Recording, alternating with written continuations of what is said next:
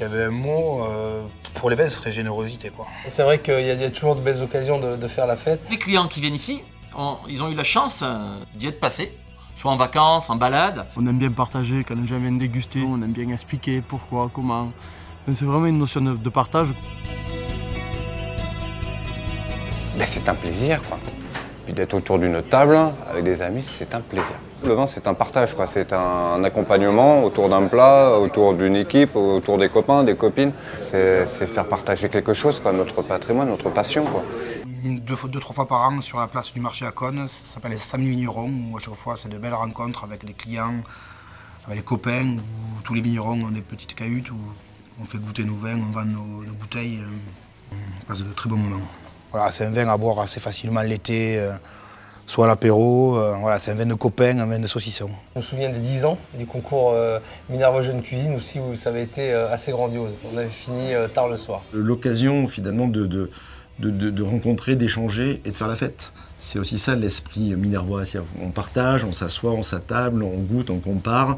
Et ces week-ends de concours, parce que c'était des week-ends juste extraordinaires, et pour moi c'est le souvenir justement de ce partage, de ces échanges, des nuits qui n'en finissaient pas, juste dans des havres de paix juste extraordinaires, des parties de pétanque avec des grands chefs de la région. Voilà, c'est la convivialité aussi, je crois, qui caractérise les gens à la fois, parce qu'on dit que les vins ont souvent la gueule des gens qui le font, et c'est vrai dans le Minervois comme dans d'autres régions, mais en particulier, je trouve, pour le Minervois. Moi, j'aime les gens, donc les vignerons, il y a des vignerons, des fois on en discute, des fois on chamaille un peu, mais il y a des vignerons, j'aime bien pour la personnalité, me va très bien, donc on sait que le vin suivra la personnalité. Je crois que derrière chaque vigneron, il y a un homme et un savoir-faire.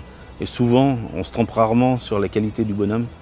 Donc la qualité du bonhomme, normalement, le vin suit avec. Le moment magique, c'est plus quand on est vraiment avec l'humain, avec le vigneron qui fait son vin et qui vous montre dans son pick-up. Et on va balader dans les vignes et il nous montre telle parcelle, pourquoi ça s'appelle comme ça, tel pied de vigne qui est malade ou pas.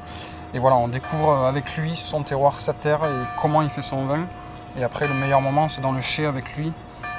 Et voilà, on commence à goûter ces différentes gammes. C'est comme un compositeur. On déguste, on écoute, on goûte. Et c'est tous les sens qui sont en éveil et le partage et le plaisir qui sont au rendez-vous.